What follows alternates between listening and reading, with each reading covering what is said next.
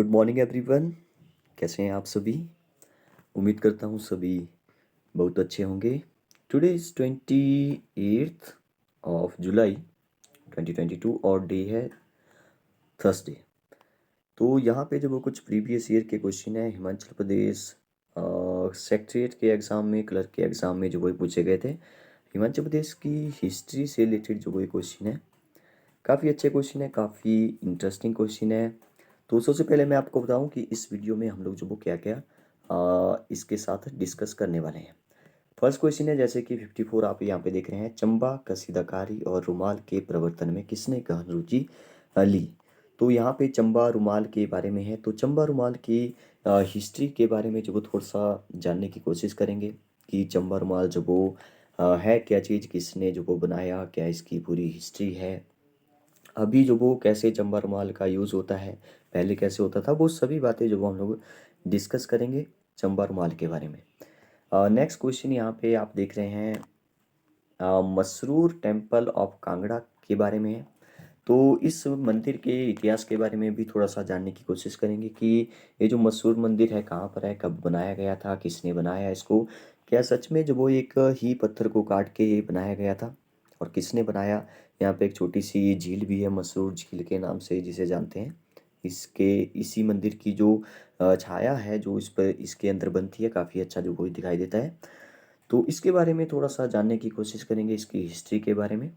और last question है, तीन ही क्वेश्चन है लेकिन काफ़ी लंबा वीडियो होने वाला है क्योंकि बहुत कुछ जो हम लोग इस वीडियो में डिस्कस करने वाले हैं। नेक्स्ट क्वेश्चन है, who started the Shivratri fair. तो शिवरात्रि फेयर आप सभी को पता ही है कि अजबर सेन मंडी के एक राजा थे अजबर सेन। तो अजबर सेन की भी थोड़ी सी हिस्ट्री यहाँ पे हम लोग डिस्कस करेंगे, मंडी की हिस्ट्री। अजबर सेन शिवरात्रि फेयर जो वो जिसने शुरुआत की, मंडी का जो मतलब कि मंडी शहर की स्थापना भी उसने ही की थी, अजबर सेन ने, उन्होंने ही। तो उसके बारे में थोड़ा सा डिस्कस करने की यहाँ पे कोशिश करेंगे। तो मुझे लगता है कि वीडियो काफ़ी लंबा होने वाला है। तो अगर आप किसी भी कम्पिटेटिव एग्जाम की तैयारी कर रहे हैं जिसमें हिमाचल प्रदेश जीके पूछा जाता है, हिस्ट्री पूछी जाती है, तो आप इस वीडियो को पूरा देखिए। काफ़ी कुछ हम लोग जो वो यहाँ पे डिस्कस करने वाले हैं, काफ़ी कुछ आपको जानने को मिलेगा। और बाद में अगर आपको वीडियो अच्छा लगे तो आप एक लाइक जो वो ज़रूर करें। स्टार्ट करते हैं सबसे पहले क्वेश्चन नंबर 54 से। तो क्वेश्चन नंबर 54 आप यहाँ पे देख रहे हैं, यहाँ पे लिखा है कि who took keen interest in promotion of Chamba embroidery and रुमाल। तो ये बोल रहे हैं कि चंबा कसीदाकारी और रुमाल के प्रवर्तन में किसने गहन रुचि ली। तो इस क्वेश्चन का आंसर मैं आपको पहले ही बता देता हूँ, फिर जो हम लोग इसके बारे में डिस्कस करेंगे कि कौन थी ये कमला देवी चट्टोपाध्याय। तो इसका आंसर होगा कमला देवी चट्टोपाध्याय। और रुमाल के बारे में हम लोग डिस्कस करेंगे। यहाँ पे ऑप्शन है देखिए, चंपावती, बिमला शर्मा, साहिल वर्मन, जो कि एक चंबा के ही राजा थे। तो इनकी एक अलग स्टोरी है जिस पर हम लोग जो वो अभी नहीं जाएंगे क्योंकि इन ऑप्शन को भी डिस्कस करेंगे तो काफ़ी लंबा वीडियो हो जाएगा। तो एक वीडियो में 20-25 मिनट की वीडियो में जो वो इतना सब कुछ जो वो डिस्कस नहीं कर पाएंगे, इसलिए हम लोग सिर्फ चंबा रुमाल और यहाँ पे किसने गहन रुचि ली, कमला देवी चट्टोपाध्याय के बारे में ही हम लोग यहाँ पे डिस्कस करने की कोशिश करेंगे। तो इस कैमरे को मैं यहाँ से हटा देता हूँ क्योंकि इसका काम है नहीं। तो यस, तो चलिए फिर स्टार्ट करते हैं चंबा रुमाल के बारे में। तो चंबा रुमाल आपको पता ही है कि एक हस्त कला है, हस्तशिल्प कला है, ठीक है। और इसका यूज़ जो वो देखिए पहले भी होता था, जैसे चंबा में कोई विवाह होता था, तो विवाह में जो वो, जैसे हम लोग जो विवाह में जो वो कोई गिफ्ट दे देते हैं, उपहार देते हैं, तो वैसे ही जो वो इसका यूज़ होता था गिफ्ट के तौर पर, या पहले जो वो दहेज जब देते थे, ठीक है, दहेज के हिस्से के रूप में भी इसको जो वो दिया जाता था, ठीक है। ये जो वो एक बहुत ही महीन हाथ से बने रेशम का जो वो इसमें उपयोग किया जाता है, ठीक है, हाथ से बनाया जाता है काफ़ी कुछ, ठीक है। तो अगर हम बात करें कि इस रुमाल को सबसे पहले किसने बनाया, तो हिस्ट्री में जो वो लिखा हुआ है कि ये रुमाल जो वो सबसे पहले 16वीं शताब्दी में, ठीक है, 16वीं शताब्दी में जब वो गुरु नानक देव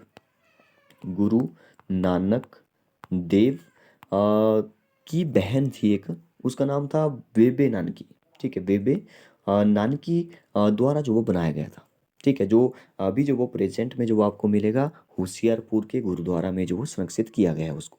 ठीक है, तो आप वहाँ पे जाकर के उसको देख सकते हैं। जो किसने बनाया था सबसे पहले 16वीं शताब्दी में गुरु नानक देव की बहन बेबे नानकी ने जो वो बनाया गया था। ऐसे ही जो वो कई सारे फैक्ट जो वो हम लोग यहाँ पे डिस्कस करेंगे। आप सिर्फ सुनने पे ज़्यादा ध्यान दें, लिखने पे मैं ज़्यादा नहीं लिखूंगा, सिर्फ आप सुनिए बस।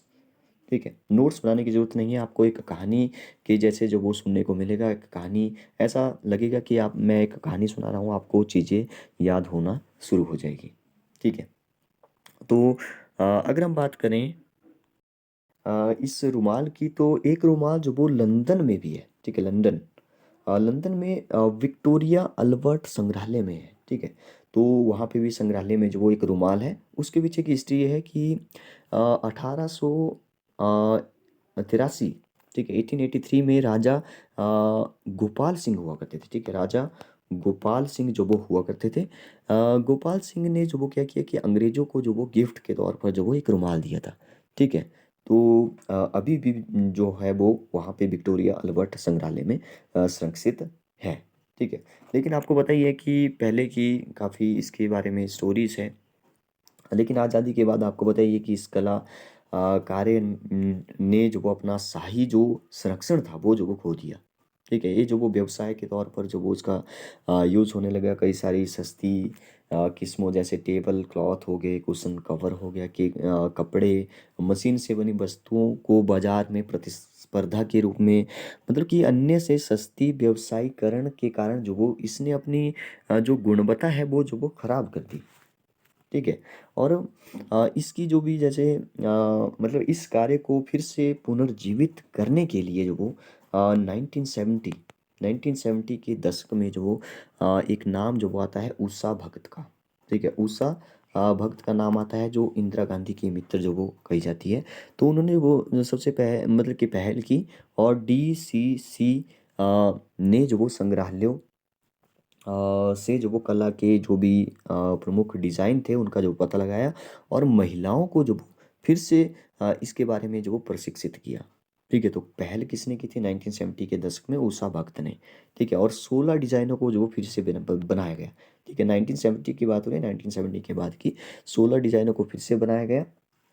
इसको जो वो सुई के आश्चर्य के रूप में भी जाना जाता है। इसको भी आप याद रखिए, सुई के आश्चर्य, सुई के आश्रय के रूप में भी इसको जाना जाता है। ये आपने देखा होगा कि ये जो रुमाल है वो जो वो इसका जो डिज़ाइन है वो जो वो चौकोर, या मतलब जैसे वर्ग होता है इस आकार में, या जो आयताकार होती है, जो रेक्टेंगल होता है, इस आकार में जो है ज़्यादातर बनाए जाते हैं। मलमल, खादी हो गया, रेशम के धागे हो गए, इनसे जो वो बनाए जाते हैं। ठीक है, अगर हम बात करें कमला देवी की थोड़ी सी, क्योंकि ज़्यादा डिटेल में नहीं जाएंगे, एक क्वेश्चन को हम लोग जो वो 7-8 मिनट तक ही डिस्कस करेंगे। 7 7 3 जा होता है 25 से ज़्यादा बड़ी आपको वीडियो नहीं मिलने वाली है। ठीक है, कमला देवी की अगर हम बात करें तो इनका जन्म जो वो 1903 में हुआ था, और इनकी मृत्यु जो वो 1988 में हुई थी। ठीक है, तो 1903 से 1988। ठीक है, ये जो वो एक इनको एक भारतीय समाज सुधारक कहा जा सकता है, स्वतंत्रता सेनानी भी इनको कहा जा सकता है, और भारतीय हस्तकला के क्षेत्र में नव जागरण लाने वाली एक गांधीवादी महिला थी ये। ठीक है, और इनको जो वो 1955 में शायद इनको जो वो पद्म भूषण भी मिला था। लिखने का बहुत शौक था इनको, पुस्तकें भी इन्होंने कई सारी लिखी है। अगर आप ज़्यादा डिटेल में जाना चाहते हैं तो इनकी पुस्तकों के बारे में भी आप सर्च कर सकते हैं। ठीक है, और स्मृति ईरानी के द्वारा जो वो अभी 2017 में जो वो एक अंतर्राष्ट्रीय अंतर्राष्ट्रीय महिला दिवस पर जो वो इनके नाम पर एक राष्ट्रीय पुरस्कार जो वो शुरू किया गया था। तो कमला देवी चट्टोपाध्याय राष्ट्रीय पुरस्कार जो वो शुरू करने की 2017 में स्मृति ईरानी ने जो वो घोषणा की थी। इस पॉइंट को आप याद रखिए, वेरी इंपॉर्टेंट पॉइंट है। ठीक है, तो इसके बारे में ज़्यादा हम लोग नहीं जाएंगे। तो इस क्वेश्चन का आंसर होगा कमला देवी चट्टोपाध्याय। ठीक है, तो चलिए फिर अगले क्वेश्चन पर चलते हैं। अगला क्वेश्चन है कि the Masroor temple of Kangra is built in which century? तो 8th सेंचुरी में जो इसको बनाया गया था। ठीक है, मसरूर का जो मंदिर है कांगड़ा में है, और कहा जाता है कि ये जो वो एक ही पत्थर को काट करके बनाया गया है। ठीक है, और आज भी अगर आप इस मंदिर को देखेंगे। अच्छा, इस मंदिर को भी यहाँ पे जो कुछ पिक्चर है मेरे पास, और जो चंबा रुमाल है उसकी भी कुछ पिक्चर थी, जिसको मैं यहाँ पे बता देता हूँ। देखिए यहाँ पे चंबा रुमाल कितना अच्छे से जो वो डिज़ाइन किया गया है। ठीक है, काफ़ी ज़्यादा कीमत होती है इसकी अगर आप लेंगे इसको। तो यहाँ पे देखिए कितना अच्छे से जो वो देखिए कैसे कैसे डिज़ाइन जो वो, कितना महीन काम जो वो इस पर किया गया है। देखिए देखिए यहाँ पे जो वो, ये हिमाचल प्रदेश की जो ऑफिशियल वेबसाइट है वहाँ से जो मैंने लिए हैं। ये जो वो मशहूर मंदिर है, रात के जो नाइट व्यू है जो वो कुछ इस तरह से यहाँ पे दिखता है। और यहाँ पे देखिए, यहाँ पे बहुत अच्छे से दिखाई दे रहा है। ये देखिए एक ही पत्थर को काट के यहाँ पे 15 जो वो इसके शिखर जो वो बनाए गए हैं। यहाँ पे तो आपको बहुत कम दिखाई दे रहे होंगे, 3 4 5 6 7 8 9 दिखाई दे रहे हैं, लेकिन 15 जो वो शिखर है। हाँ, ये जो वो ऊपर वाला व्यू है, मैं भी यहाँ पे गया था तो काफ़ी कुछ यहाँ पे देखिए, यहाँ पे नीचे से जो वो आते हैं और यहाँ पे सीढ़ियों से ऊपर चढ़ जाते हैं। यहाँ पे ऊपर भी आप इसके ऊपर घूम सकते हैं। तो ऊपर से कुछ इस तरह से दिखता है। और भी एक फ़ोटो था, हाँ, ये काफ़ी क्लियर दिख रहा है। देखिए यहाँ पे लोग भी आपको ऊपर दिखाई दे रहे हैं, 2 3 ऊपर हैं। यहाँ पे भी लड़की बैठी हुई है, यहाँ पे भी है। और यहाँ पे देखिए नीचे भी तो काफ़ी अच्छा है। यहाँ पे घूमने के लिए काफ़ी प्रसिद्ध है ये, एक पर्यटन स्थल के रूप में हिमाचल में। तो काफ़ी एक शांति का माहौल रहता है यहाँ पे। तो अगर हम इस मंदिर की बात करें कि ये जो वो किसने बनाया इस मंदिर को, ठीक है। अच्छा, मैं यहाँ पे ही बता देता हूँ, क्योंकि इस मंदिर को ही, यस, यहाँ पे मैं बताने की कोशिश करता हूँ कि इस मंदिर को किसने बनाया। तो कहा जाता है कि पांडवों ने जो वो वनवास, जो अज्ञातवास के कारण जो वो यहाँ पे निवास किया था। ठीक है, यहाँ पे पांडवों का नाम आ रहा है, तो अगले क्वेश्चन में भी हम लोग जो जब शिवरात्रि के बारे में जो वो थोड़ा सा डिस्कस करेंगे, डिटेल में हिस्ट्री के बारे में जाएंगे, तो पांडवों का वहाँ पे भी जिक्र आएगा। तो पांडवों ने जो वो वनवास के समय जो वो यहाँ पे निवास किया था, ठीक है, जहाँ पे आज इन मंदिर है, तो यहाँ पे जो वो इस मंदिर को बनाया था। ठीक है, क्योंकि ये देखिए देखिए पांडवों का नाम जो वो क्यों नहीं आता है इतिहास में, क्योंकि कहा जाता है कि ये जो वो एक गुप्त निवास स्थान था, ताकि किसी को पता ना चले कि पांडव जो वो यहाँ पे है। तो अब ये जो वो अपनी एक पहचान उजागर किए बिना ही जो वो यहाँ से निकल गए थे, फिर आगे जो वो स्थानांतरित हो गए थे। तो तभी जो वो यहाँ पे पांडवों का ज़्यादा जिक्र नहीं आता है। यहाँ पे एक झील भी है जहाँ पे जो वो इसका एक प्रतिबिंब जो वो बहुत अच्छे से दिखाई देता है, काफ़ी सुंदर। तो इसको जो मसरूर झील भी कहा जाता है, या मसरूर गांव है यहाँ पे, तो मसरूर का मंदिर हो गया। ठीक है, तो पांडवों ने जो वो अपनी जो उनकी पत्नी थी द्रौपदी, तो उनके लिए जो वो ये झील का निर्माण जो किया था, ऐसा जो वो कहा जाता है। और अगर हम बात करें इस मंदिर की, और तो एक पत्थर पत्थर को काट के ही आपको ये बनाया गया है। अगर आप ध्यान से देखेंगे तो यहाँ पे आपको कोई भी जोड़ नहीं दिखेगा, कोई भी मूर्तियाँ भी जो वो ऐसे ही बनाई गई है बिल्कुल। ठीक है, एक मंदिर दूसरे मंदिर से बिल्कुल जुड़ा हुआ है एक ही पत्थर को। ठीक है, हालांकि आपको पता ही है कि 1905 में जो वो 1905 में कांगड़ा में बहुत भयानक भूकंप आया था, तो काफ़ी सारे मंदिर जो वो क्षतिग्रस्त हो गए थे, जिसमें से एक ये भी था। तो लेकिन अभी भी देखिए कैसे जो वो ये मंदिर खड़े हुए हैं। ठीक है, काफ़ी पुराने समय से लेकर के।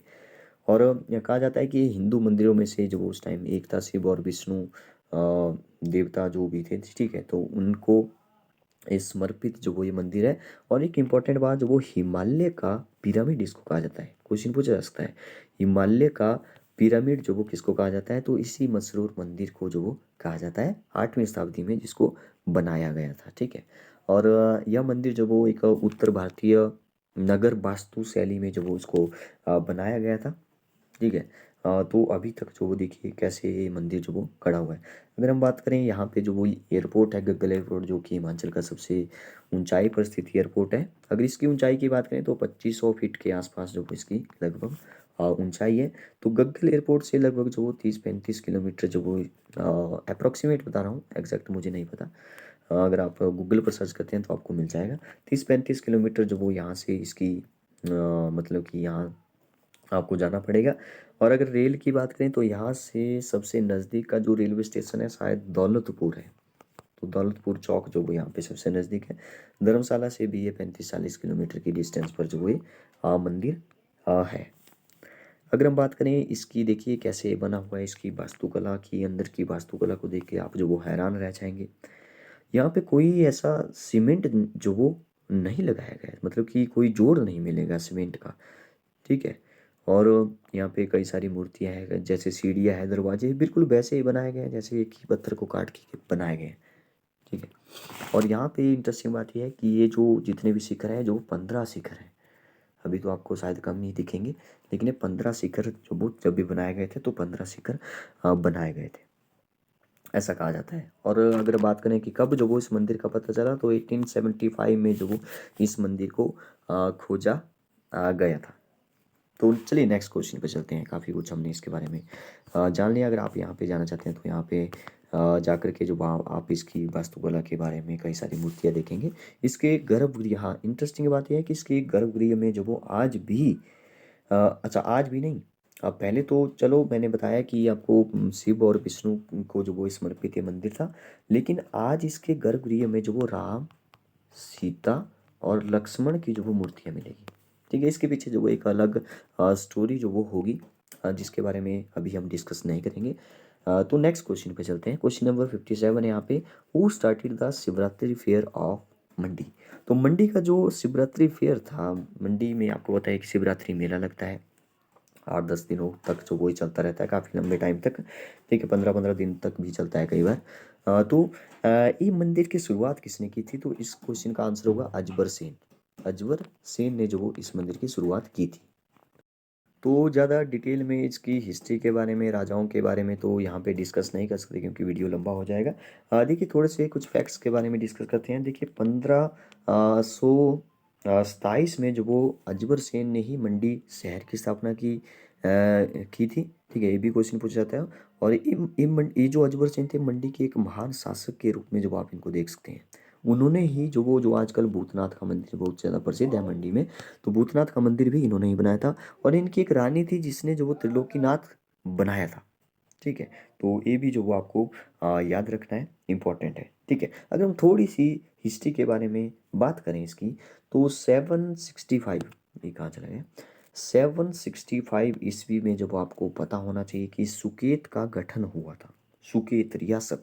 ठीक है, उससे पहले की ज़्यादा जानकारी तो हमें नहीं मिलती है, लेकिन जैसे रिवाल्सर है तो इसका जो वो स्कंद पुराण में जो वो एक पवित्र स्थान के रूप में जो वो जिक्र आता है। ठीक है, और मंडी और सुकेत के राजा की अगर हम बात करें, तो ये जो राजा थे जो वो बंगाल के सेन वंश, ठीक है याद रखिए, बंगाल के सेन वंश जो चंद्रवंशी राजपूतों की परंपरा से जो वो अपने संबंध जो वो रखते थे। तो ऐसे जो वो आप याद रख सकते हैं, काफ़ी पुरानी जो वो हिस्ट्री है, काफ़ी लंबी इनकी हिस्ट्री रही है। पहले जो वो कहा जाता है कि 1700 सालों तक, 1700 वर्षों तक जो वो इनके जो भी पूर्वज थे या जो भी राजा हुआ करते थे, इन्होंने जो वो 1700 वर्षों तक इंद्रप्रस्थ दिल्ली में जो वो शासन किया था। फिर जो वो उसके बाद जो वो कई सारे इनके राजा हैं, इनके वंश में जो वो एक राजा है रूपसेन, तो रूपसेन को जो वो मार दिया। फिर जो वो इनके बेटे थे वीरसेन, वीरसेन जो वो पहाड़ियों की तरफ निकल पड़े थे। ठीक है, इनके पूर्वजों, इनके वंशज की मैं आगे बात कर रहा हूँ। ठीक है, तो पहाड़ियों की तरफ जो वो निकल पड़े। और इंटरेस्टिंग बात ये है कि जो भी मैंने अभी बात की कि बंगाल के सेन वंश से जो वो अपना संबंध रखते हैं, जो राजा है मंडी और सुकेत के, जो चंद्रवंशी राजपूतों की परंपरा से अपना संबंध रखते हैं। और ये कहते हैं कि पांडवों से मतलब कि पांडवों से अपने वंश की कड़ी को जो वो जोड़ते हैं। तो मैंने बोला था कि इसका जो थोड़ा सा जिक्र आएगा, तो पांडवों हो सकता है। ठीक है, तो हिस्ट्री को देखिए हम लोग जो वो एक प्रकार से ऐसे ही पढ़ते हैं कि कुछ ऐसे नहीं बोल सकते, बिल्कुल रियल स्टोरी है। ठीक है, तो ऐसे ही पढ़ना पड़ेगा, आपको चीज़ें याद रखना पड़ेगी। ठीक है, तो हमने बात की अभी कि रूपसेन को जो वो मार दिया। फिर एक रूपसेन के बेटे थे वीरसेन, वीरसेन को आप याद रखिए, क्योंकि वीरसेन जो वो फिर पहाड़ियों की तरफ निकल गए। और वीरसेन ने ही सुकेत राज्य की स्थापना की थी, कहा जाता है। ठीक है, और सुकेत से मंडी का विभाजन जो वो अगर हम बात करें तो 1200 ईस्वी में जो सुकेत से मंडी अलग हो गया। पहले सुकेत था, आज तो मंडी जिला बन चुका है, जिसमें जो वो सुंदरनगर का जो पार्ट था वहाँ पे सुकेत सुकेत था। ठीक है, पहले सुकेत ही था, मतलब ऐसे याद रखो। तो सुकेत से मंडी अलग हो गया 1200 ईस्वी में। देखिए उस टाइम जो वो दो राजा हुआ करते थे, साहू सेन, एक बाहुसेन। ठीक है, साहूसेन और बाहुसेन, उनके बेटे, सॉरी बेटे नहीं, साहूसेन और इनका छोटा भाई था बाहुसेन। तो इनके बीच में जब वो लड़ाई हो गई, इनके बीच में जब लड़ाई हुई तो जो बाहुसेन थे वो जो वो कुल्लू की तरफ निकल पड़े। और कुल्लू में ही जो वो उनकी 11 पीढ़ियों ने जो वो राज किया, कहा जाता है ऐसा। ठीक है, और 16वीं शताब्दी में जो वो अब आएगा, इनके ही जो वो एक वंशज के रूप में आप बोल सकते हो कि 16वीं शताब्दी में जो मंडी के अलग मंडी जो वो एक अलग राज्य के रूप में जो वो बढ़ गया। और बाणसेन के वंशज ही जो वो माने जाते हैं अजबर सेन, जिसके बारे में अभी हम बात कर रहे हैं। बाणसेन के वंशज अजबर सेन, जो कि बाहुसेन से अगर हम बात करें तो 19वीं पीढ़ी की संतान थे। देखिए इतनी जो वो इनके आगे को जो वो पीढ़ियाँ चलती रही है, तो 19वीं पीढ़ी की जो वो ये संतान थे। तो उन्होंने ही 1527 आप याद रखिए मंडी शहर की स्थापना की, और मंडी के जो वो एक महान शासक थे भूतनाथ मंदिर इन्होंने बनाया। तो ये चीज़ें जो आप याद रखिए। तो इस क्वेश्चन का आंसर हो जाएगा अजबर सिंह। पिछले क्वेश्चन का आंसर हो गया 8वीं शताब्दी और कमला देवी चट्टोपाध्याय। तो अगर आपको वीडियो अच्छी लगी है, नेक्स्ट पार्ट में जो वो कई सारे और भी प्रीवियस ईयर के क्वेश्चन हम डिटेल के साथ डिस्कस करेंगे। अगर आपको ऐसे ही जो वो वीडियो अगर आप चाहते हैं कि ऐसी वीडियो मिलती रहे, काफ़ी कुछ आपको जानने को मिलता है इन वीडियोस में, तो आप जो वो नोटिफिकेशन का जो बेल आइकन है उसको जो वो दबा दें। और आपको जो वो जैसे मैं वीडियो अपलोड करूँगा नेक्स्ट, क्योंकि हम लोग जो वो प्रीवियस ईयर के क्वेश्चन ही डिस्कस करते हैं ज़्यादातर, क्योंकि कॉम्पिटिटिव एग्जाम में आपको बताइए कि जो प्रीवियस ईयर के क्वेश्चन जो वो अगर आपने 4-5 सालों के पढ़ लिए हैं, तो मैं बोलता हूँ अब देखिए पढ़ लिए हैं इसका मतलब अलग है।